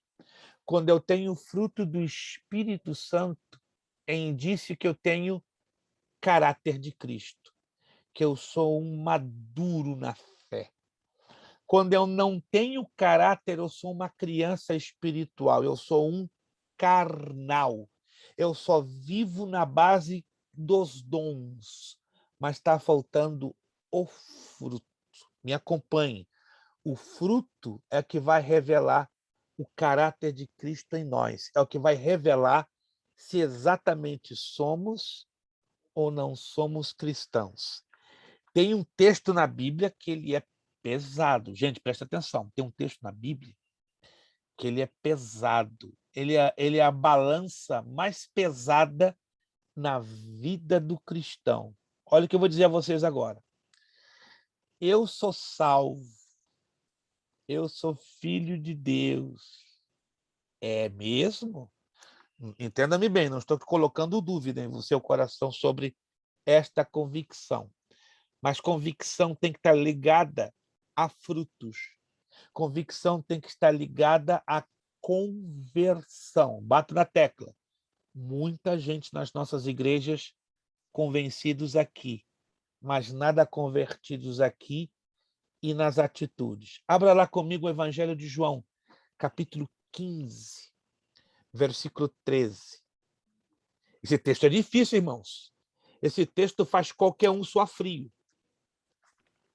Gente, vocês não estão entendendo. Anota esse texto. Evangelho de João, capítulo 15, versículo 13. Presta bastante atenção aqui nesse texto. E eu tenho certeza que você já passou por esse texto milhares de vezes. Não querendo ser exagerado, milhares de vezes. Ninguém tem maior amor do que este, de dar a própria vida em favor dos seus amigos. Pastor do céu, o que é isso? Jesus deve estar brincando com a gente. Não está brincando, não. Se você grita louvando a Deus, eu te amo, Senhor, eu te amo, Senhor. Ama mesmo? Está disposto a dar a tua vida pelo teu irmão? Aí você, para. Não é tanto assim não, Senhor. Eu te amo, mas eu dar minha vida pelo irmão Wilson? Espera aí. Eu morrer pelo irmão Wellington? Dá um tempo. Eu dar minha vida em favor do Jobé. O Jobé é gente boa, carioca, gosta de galeto, é uma simpatia na terra. Espera aí. Eu dar minha vida pelo Jobé, tá? Eu dar minha vida pela Priscila, tá? Ela tá aí para dar. Vai ser mamãe dentro de algumas semanas. Eu dar vida por ela. Dar vida pela Graciele, a gogó de prata da nossa igreja. Dar vida por alguns de vocês. Espera aí, né? Deus está brincando com a gente? Não, Deus não está brincando com a gente. Jesus não está brincando com a gente. Essa é a prova mais difícil da vida de qualquer cristão. Gente, sinceramente, você quer saber se você está amando a Deus ou não para valer? Esse é um termômetro que deve ser colocado diante de nós. Não é para ser medida para medir a vida do próximo. Esse é o termômetro para medir a nossa vida, começando da minha. Como é que eu sei que eu estou amando a Jesus para valer? Quando eu encaro esse versículo de frente e com disposição. Senhor, se é necessário, eu morro pelo Jobé. Aí o Jobé vai dizer, pastor, está brincando. Com todo respeito, irmão Jobé, não estou brincando, não. Se for necessário, conte comigo. Pastor, só está falando da boca para fora. Deus sabe que não. Já coloquei a minha vida na estaca. Eu já coloquei a minha vida na estaca já por 4 vezes. Por servos de Deus. Eu não tenho nem orgulho de dizer isso e nem vergonha. Nem orgulho e nem vergonha. É o nosso dever. É difícil? Muito. Alô? Segredinho aqui, ó. Só está nós ouvindo. Como é difícil chegarmos ao nível do amor de Deus ao ponto de nos disponibilizar, se for necessário, da vida em favor do outro. Seja sincero. É fácil ou difícil isso? É difícil. Se eu fosse ressuscitar, eu até dava a minha vida. Se eu soubesse que eu ia ressuscitar, agora não. Vamos ser sinceros, irmãos, conosco mesmos. É um grave desafio, é um pesado desafio. Gente, é um pesado desafio. A gente para 10 vezes para pensar. Eu te amo com o amor do Senhor. Às vezes nós temos aquela declaração romântica. Eu te amo com o amor do Senhor. Só que na hora da verdade, a gente para, meu Deus, o que eu estou cantando? O que eu estou falando? Será que eu estou enganando a mim mesmo? Será que eu estou sendo um hipócrita de carteirinha, um religioso? Eu estou falando comigo, gente, não estou falando com vocês, não. Será que eu estou sendo um hipócrita de carteirinha? Gente, é sério. Quando eu me coloco para pensar, me bate uma angústia. Eu falo, Senhor, me ajuda. Me ajuda, porque se é necessário eu morrer pelo irmão Wilson, eis-me aqui, irmão Wilson. Pode contar comigo. E nem da boca para fora, não. Eu não sou melhor do que ninguém, eu vou repetir. Já coloquei a minha vida, deixa eu fechar aqui, Alguém abriu o áudio acidentalmente e está vazando o som. Eu já coloquei a minha vida na estaca 4 vezes por servos de Deus. E me chamaram de doido. Você é doido, pastor? Olha a sua família, a sua esposa, seu filho. Não, peraí. Mas é o que está escrito em João 15:13. Mas ninguém cumpre João 15:13. Como não cumpre? Então, Jesus brincou conosco em colocar essa palavra escrita. Não, Jesus não brincou, gente. É porque, sabe o que falta? Sermos cheios da graça de Deus. Chegamos a uma conclusão juntos. Sem a graça de Deus, não conseguimos nada. Sem a graça de Deus, temos dificuldade para orar, temos dificuldade de obedecer, temos dificuldade de amar, temos dificuldade de fazer a obra de Deus. Alô, ups, alô? A graça de Deus é tudo. É tudo. Até para amar. Se a gente não tem a graça de Deus, até amar o nosso inimigo, vamos ser sinceros, é fácil amar quem nos amam? Sim ou não? É fácil quem está nos abençoando todo dia. Está aqui, abençoa, irmã Meire. Enche ela do teu espírito. Sustenta, abençoa o Gil Kleber, abençoa o Diego, abençoa. Mas se a irmã Meire ficasse falando mal de mim 24 horas por dia, maldito seja! Praguejando, caluniando, fofoqueando, me arruinando. Será que humanamente seria fácil eu amar a irmã Meire? Já respondo, não. Não. A nossa natureza humana purinha não nos permite amar quem nos ofendem, quem nos caluniam, quem nos perseguem. É impossível. Mesmo sendo nós cristãos, tem hora que a gente tem vontade de dar um peteleco debaixo da orelha, dar um tapa debaixo da orelha. Mesmo sendo cristãos, nós perdemos até a seriedade. Vamos ser sinceros? Não vamos ser hipócritas, não. Necessitamos da graça de Deus. E como? E como? Paulo esclarece que jamais poderemos obter a salvação por nossas obras, mas unicamente pela graça divina. Paulo afirma em Romanos, capítulos 2 e 3, que os gentios, como os judeus, eu já disse, repito uma vez mais, pela queda estão perdidos, portanto, todos igualmente são culpados e condenados diante de Deus. Tópico número 4. Está claro para todos que a graça de Deus é tudo da nossa vida? Está tudo bem claro? Sem essa graça, então quer dizer o seguinte, eu preciso me renovar diariamente com esta graça. Sem a graça de Deus, eu fico sem graça e caio em desgraça. 4.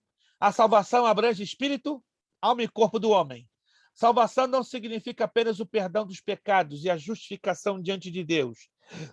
Ela abrange também a santificação de todo o nosso ser, bem como a nossa proteção divina. Há também sublimes bênçãos que acompanham a salvação, como o batismo com o Espírito Santo e a cura divina do nosso corpo.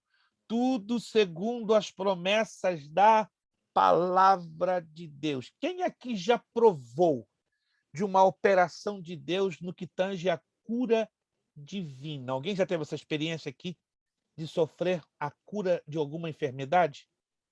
Não me deixa sozinho, não. Por favor, gente, eu tenho medo de ficar sozinho. Tá lá, irmão Gilberto já viveu a experiência da cura. Alguém mais? Gente, só é o irmão Gilberto que ficamos enfermos para ser curado? Alguém aqui? Eu já vi paralítico andar quando eu era criança. Como é que é? Eu já vi paralítico andar, mas... Também. Alguém aqui passou pelo Covid? Alguém aqui passou pelo Covid? Aqui o povo que não quer dar testemunho. Fomos curados, com certeza, né? Na verdade, irmãos, se passamos pelo Covid, ainda que com alguns de nós com algumas sequelas, sobrevivemos. Isso é uma ação de Deus, ou não? Claro que foi. Não venha dizer que foi uma ação dos remedinhos que você tomou, dos cuidados, mas teve uma ação de Deus.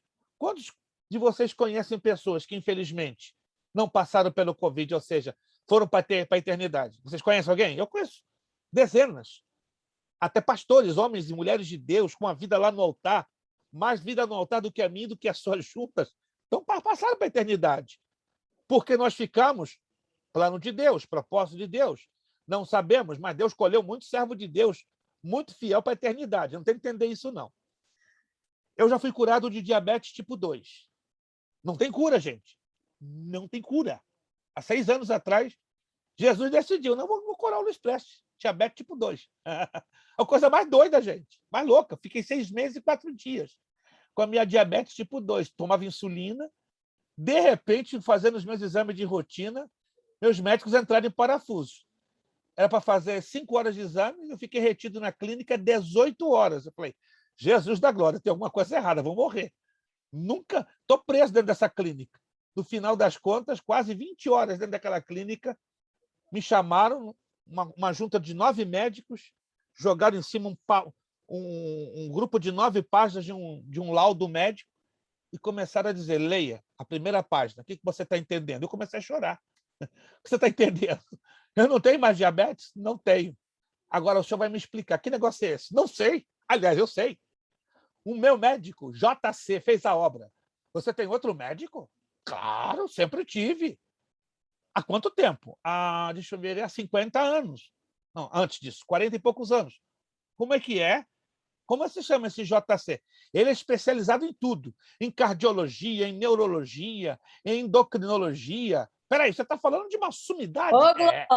É uma sumidade. Ele é especializado em todas as áreas. Não existe nenhum médico que é especializado. Eu dei uma lista de 10 especialidades. Os médicos ficaram doidos. Eles começaram... Quem é esse cara? É um Albert Einstein da vida? Não, ele é JC. Mas quem é esse cara, JC? Jesus Christ of Nazareth. Irmãos, aqueles 4 médicos deram assim, um soco forte na mesa. Are you crazy? Are you insane? No. Do you have an explanation about my healing? Você tem alguma explicação sobre a minha cura? Todo mundo de boquinha calado. Até hoje, 6 anos, irmãos. Nenhum médico entende como é que esse camarada foi curado da diabetes tipo 2. Sabe por que eu digo isso, irmãos? Que isso me anima, me motiva, me fortalece, porque em meio de tantos desafios que nós passamos, não é? Entendemos que os milagres existem e os milagres não podem ser explicados. Quantos querem milagre, gente? Quantos querem milagre? Eu estou querendo um milagre aí. Daqui a pouquinho vou dar uma palavra rápida de 3, 4 minutos. Estou querendo um milagre aí, ó, tão grande que eu quero dar testemunho desse outro milagre. Há 6 anos fui curado de diabetes tipo 2. Agora, aí Jesus de quebra me deu outra prova. Opa, pastor, o que é isso? Eu estou dentro de uma outra prova. Estou vivendo uma prova enorme. Mas estou crendo que Jesus vai repetir a dose, vai me dar outro milagre. Tá? E eu vou testificar aqui que Jesus, ele é a especialidade dele é milagre. Irmão Jobé, se acabou tudo na sua vida, se acabaram todos os recursos, se a porta se fechou, acredite, creia, o milagre aparece. Eu era criança, não me recordo a idade, mas eu era criança. Eu tinha uma bronquite terrível, terrível mesmo, terrível. E minha mãe, a minha avó é espírita, candomblé, e faz simpatia aqui, simpatia lá, e não sei o quê, vai aqui, vai lá, toma banho, não sei o quê. Isso eu me recordo claramente. É claro como uma água. A minha tia me levou na Igreja Batista, lá em São Gonçalo, no Rio, onde eu morava. Conheço São Gonçalo, perfeitamente. A primeira Igreja Batista de São Gonçalo, ela está no mesmo lugar até hoje. Conheço, já preguei lá 2 vezes. E na hora da pregação, eu estava sentadinho lá na boa, criança, né? Eu me dividia entre o sábado e ir para a casa da minha avó, por parte de mãe, no centro espírita, e no domingo ir para a igreja com meu pai. Uma loucura isso. E eu me recordo muito bem, o pastor chamou, se alguém tem algum tipo de doença, alguma coisa, vem aqui à frente que você vai ser curado. E eu fui, criança. Eu fui naquela minha inocência. Daí para lá, pulmão completamente restaurado, nunca mais tive uma crise de bronquite. Olha que eu já acampei diversas vezes, fico em temperaturas baixas, friagem, água, aí nunca mais tive uma crise de bronquite na minha vida. Na próxima aula, nós vamos falar em cima desse testemunho do irmão Jobé que Jesus trabalha. Na próxima aula, anote aí, porque já estamos com o tempo já estourando. Vamos continuar falando que a salvação abrange o espírito, a alma e o corpo do homem, né? Nós vamos falar sobre o batismo com o Espírito Santo, parte da nossa salvação. Agora, muita gente não entende aquela expressão que está escrita na Bíblia. Eu vos batizo com água para arrependimento, disse João Batista, mas virá um após mim que vos batizará com o Espírito Santo e com fogo. Aí pega, gente, que os pregadores se enrolam todo. O que quer dizer batismo com o Espírito Santo e com fogo? Opa, o batismo com o Espírito Santo eu quero. E tenho que desejar. Agora, o fogo não. Ok, pastor? O fogo é coisa boa, mas só que nesse contexto não é coisa boa, não. Nós vamos falar detalhadamente o que quer dizer batismo com fogo, que não é algo bom. E os crentes estão pensando que é coisa boa. É porque não estudaram o pano de fundo para entenderem essa expressão batismo com fogo. Vamos falar sobre os dons espirituais. Não é?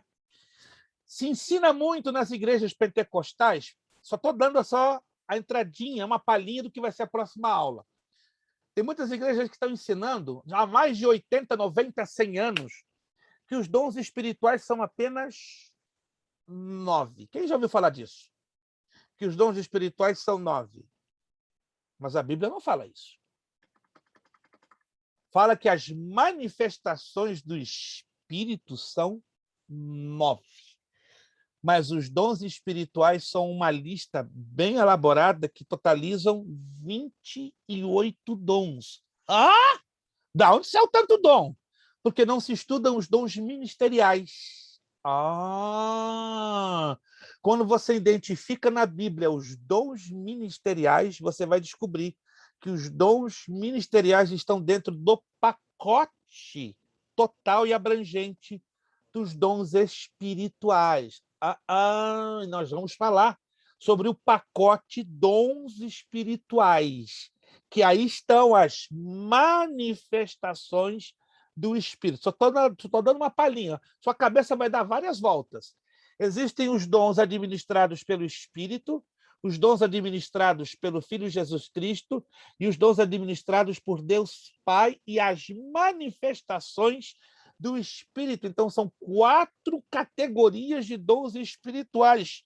Meu Deus, eu não sabia disso, mas prepare-se, aperte os cintos, respire fundo, conte até 500, porque a viagem vai ser longa, linda e maravilhosa. Nós vamos sair da atmosfera da Terra e vamos na presença de Deus de uma maneira profunda. Vamos falar... Essa bomba e o que, é que a gente espera até semana que vem? Gente, sim. A irmã Vanessa, acho que ela vai, com todo respeito, ela vai ter filho antes da hora. Ela vai ter outra criança antes da hora. Eu não posso ter filho porque não tem como ter filho, né? Mas a irmã Vanessa está lá, entrando no mistério. Vamos falar que a salvação tem alcance eterno. O descuido da salvação trará males terríveis e a salvação nos vem pela fé em Cristo Jesus. Então, tudo isso e muito mais vamos trabalhar na próxima aula. Deixa eu só recapitular aquilo que eu falei. Na próxima aula, meus irmãos, então, por favor, não se esqueçam, tá? Página 11 e página 12, esses exercícios que estão embutidos na apostila. Repito uma vez mais, página 11 e página 12. Quantos estão identificando esses exercícios? Então, procure, por gentileza, fazê-los, página 11 e página 12. Além deles, o bloco separado, aquele bloco que eu grampeei separadamente, tá? O bloco número 1. Número 1, que vai da questão 1 à questão de número 16. Muita atenção, porque nesses exercícios eu não aprendi com o Faustão, mas tem muita pegadinha. Muita pegadinha. Qual é a função das pegadinhas? Chamar sua atenção, verificar se você leu bem a apostila, se você prestou bem atenção na aula, e aí você vai ter a facilidade de desenvolver bem. Lembre-se que também é válido você fazer a sua pesquisa na internet, dentro das perguntas que são abordadas.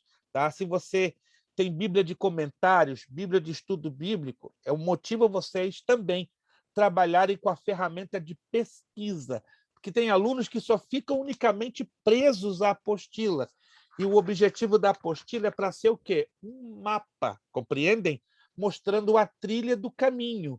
Mas se o aluno fica preso 100% na apostila, ele fica muito, muito limitado. Quando estão entendendo isso, irmãos? Porque eu quero despertar em vocês o senso de pesquisa, ok? Para terminar, deixa eu dar um aviso a vocês.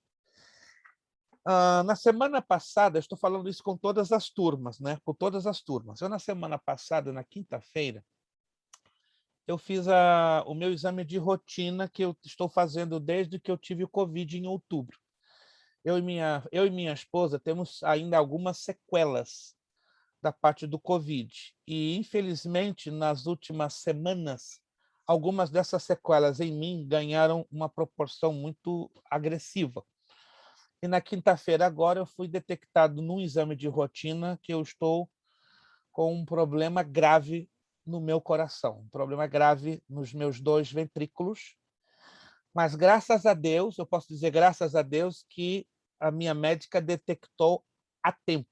Ela foi bem claro, just in time, porque se deixasse passar 2 semanas ou mais, não teria como reverter o processo.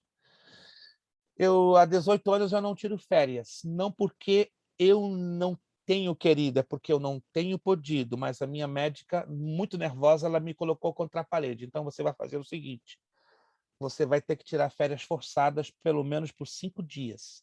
E você não vai viajar, você não vai trabalhar, você não vai fazer nada. O que eu vou fazer, doutora? Você vai ficar de segunda-feira, dia 9, a sexta, dia 13, aos meus cuidados. Vamos fazer uma bateria de exames, vamos entrar num tratamento de choque para reverter esse processo. Tá? Você vai chegar todos os dias aqui no hospital, de 8 da manhã, só vou te liberar às 5, 6 da tarde, que a gente vai fazer exames, vamos te administrar medicamentos, e 2 dias você vai ficar hospitalizado por causa das máquinas que não podem ser levadas para a sua casa, porque são máquinas grandes, e nós temos que monitorar o seu coração por 48 horas. E eu falei, doutora, e depois disso, qual é a minha chance de reverter o processo? Mais de 70%. Então, sério? Mas... Então, irmãos, eu saí triste na quinta-feira, mas na sexta eu já estava alegre. Sabe por quê? Porque eu me lembrei, Deus sempre nos faz lembrar os milagres que ele realizou na nossa vida. Né? Eu falei, Deus, espera aí, estou dando uma de bobo. Há 6 anos tu me curaste da diabetes tipo 2, que era humanamente impossível. Tu pode fazer a mesma coisa agora para glorificar o teu nome. Então, eu estou crendo, irmãos, que eu vou ter o meu milagre. Só que eu vou ter que ficar de molho 5 dias, paradinho.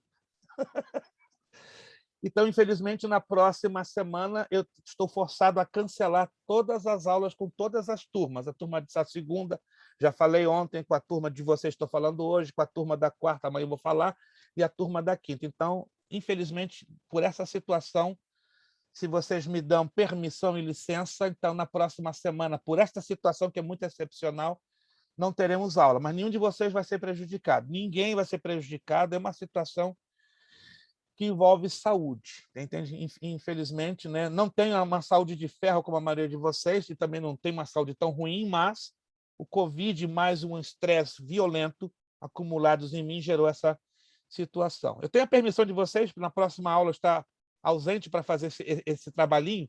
Com certeza, pastor. Eu tenho essa necessidade, né? Não vou tirar férias para sair com a minha família. Eu vou deixar para o ano que vem, quando tudo estiver um pouquinho mais equilibrado, um pouquinho melhor. Mas essa semana que eu vou ficar completamente desconectado, desligado, é realmente para fazer esse tratamento de choque, não é? Para, se Deus quiser, eu quero crer que eu vou voltar à normalidade no meu trabalho na segunda, dia 16. Mas eu quero dar meu testemunho, irmãos, o que Jesus já vai estar fazendo por mim. Eu conto com as orações de vocês. Posso contar com as orações de vocês? Porque eu quero contar o meu milagre. Eu quero contar o meu milagre. Eu quero testificar aqui o meu milagre. Para levantar a sua fé, entendeu? Porque se você está vivendo algum desafio hoje na sua vida, você vai ver o mesmo Deus que operou na vida de tantos, na minha, e vai operar também, aleluia, na sua vida. Então, anote aí. Nossa próxima aula vai acontecer de hoje a 2 semanas. Então, voltaremos no dia 17.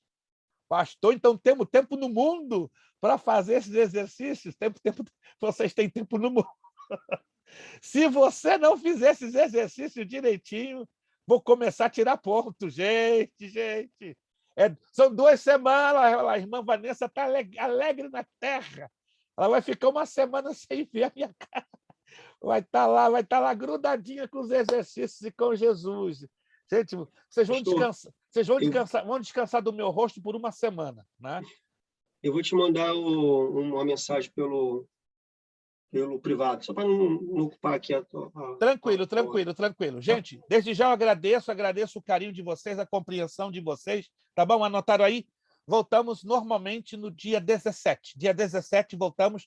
Próxima semana, no dia 10, não temos então a aula, porque eu já vou estar fazendo uma bateria de exame, eu vou estar muito desgastado, né? Mas confiamos na bondade de Deus, que Deus vai operar maravilhosamente. Os alunos que estão com notas de matérias que ficaram lá para trás, fiquem tranquilos que essa semana eu já vou começar realmente a liberar, já que na semana que vem eu não vou poder fazer nada, então eu já estou correndo o máximo que eu posso para liberar as notas de provas passadas para vocês não ficarem no ar. Então, já vou estar liberando já essa semana, até sexta, sábado, 2 matérias praticamente das últimas matérias de provas que vocês fizeram. Queremos, então, encerrar a nossa aula com uma palavra de oração, agradecer a presença da nossa irmã Vanessa, irmão Wellington, irmão Wilson, irmão Jober, irmã Michele Carvalho, irmã Meire, irmã Graciele, irmã Priscila, que está aí para frente, né?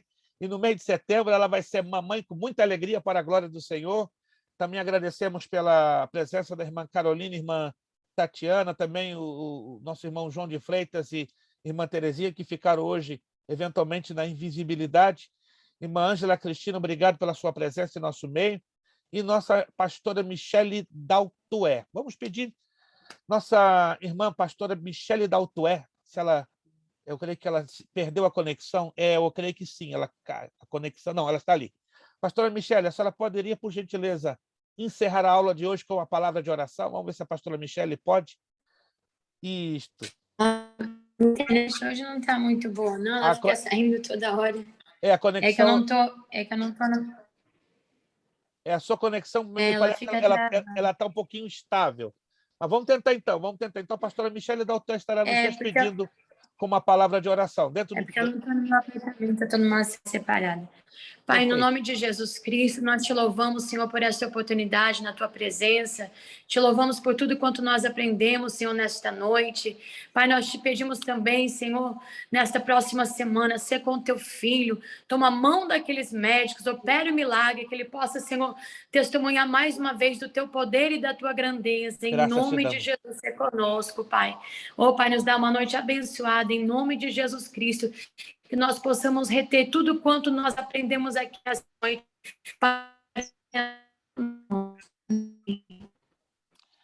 Amém. Vamos mais do que... Amém. A conexão da nossa pastora está com uma pequena deficiência, mas agradecemos a oração, a participação. Vamos ao nosso lema para terminarmos, né? Os que conhecem e os que não conhecem, repitam conosco 3 vezes. Seriedade. Compromisso. Disciplina. Seriedade. Compromisso. Disciplina. Seriedade. Compromisso. Disciplina. É necessário que ele cresça. E que eu diminua. É necessário que ele cresça. E que eu diminua. É necessário que ele cresça. E que eu diminua. E a Deus damos o quê? A honra, a glória e o poder. Deus os abençoe. Muito obrigado. Vocês são os melhores. Daqui a pouquinho, em 2 horas, vai lá no nosso grupo que vai estar postado no link do YouTube a nossa aula gravada de hoje. Obrigado. Deus os abençoe. Boa noite, bom descanso. Com Deus, pastor. Volto vocês. Dia 17. Estamos agarrados na oração e na comunhão. Amém. Muito obrigado. Deus abençoe. A paz do Senhor é para todos. Um bom descanso. Obrigado.